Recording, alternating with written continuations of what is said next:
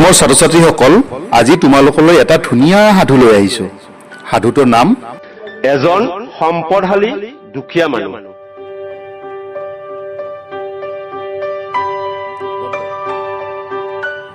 সাধুটো আগবঢ়াইছে বজালী শিক্ষাখণ্ডৰ তৰফৰ পৰা প্ৰাণজিৎ চৌধুৰীয়ে আৰু ইয়াক সম্পাদনা কৰিছে আব্দুল মুতালিবে।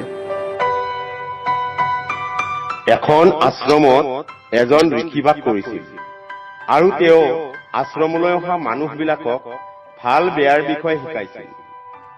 তেওঁলোকে লৈ অহা বিভিন্ন সমস্যাৰ বিষয়ে তেওঁ লোকসকলক পৰামৰ্শ আৰু উপদেশ দিছিল।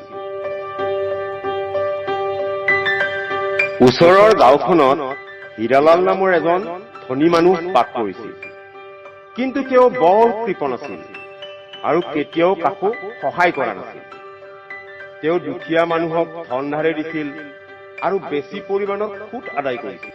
পূৰ্বপুৰুষৰ পৰা যি ধন সম্পত্তি তেওঁ উত্তৰাধিকাৰী সূত্ৰে লাভ কৰিছিল, সেইখিনি তেওঁৰ 2-3টা প্ৰজন্মৰ বাবে যথেষ্ট আছিল।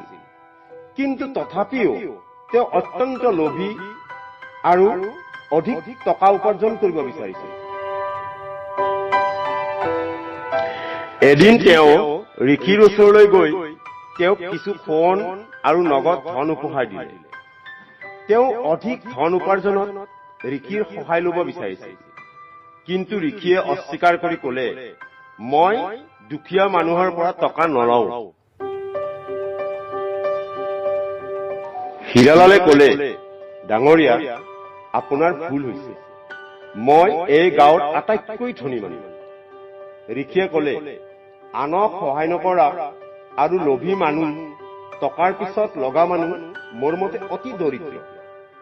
মৌলিক মানৱীয় মূল্যবোধৰ ক্ষেত্ৰত তেওঁলোক দুখীয়া। আনক সহায় কৰা মানুহে এই দিশত ধনী।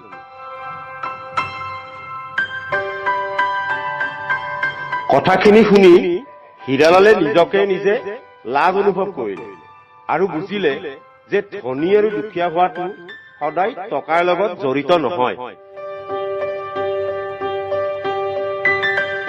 এনেকুৱা ধৰণৰ সাধু তোমালোকলৈ ধাৰাবাহিকভাৱে আগবঢ়োৱাৰ প্ৰতিশ্ৰুতিৰে আজিলৈ সামৰিছো দেই।